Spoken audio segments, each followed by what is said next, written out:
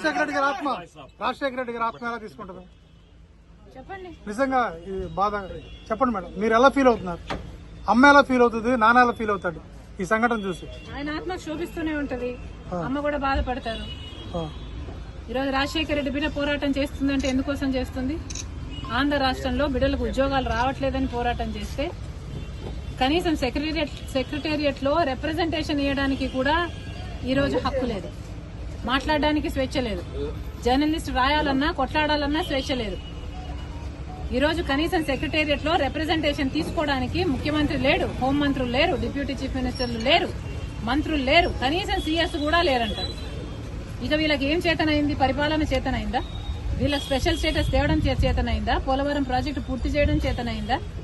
Visakha steel privatise అయిపోతుంటే దాన్ని ఆపడం చేతనైతుందా?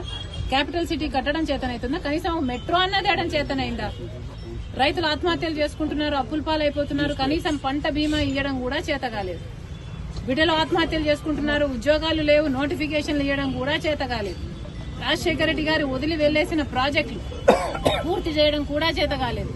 మరి ఇదేనా రాజశేఖర రెడ్డి గారి వారసత్వం అంటే?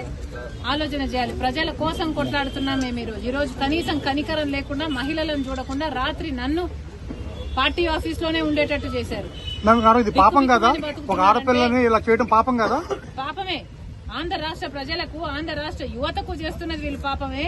ముఖ్యంగా ప్రతిపక్షాలు, జర్నలిస్టులు ఇంతగా కొట్లాడుతున్నా కూడా కొట్లాడ కనీసం వీళ్ళ చిత్తశుద్ధిని కూడా ఈ రోజు గౌరవించకుండా ఈ రోజు ఇట్లా గాయపరిచి.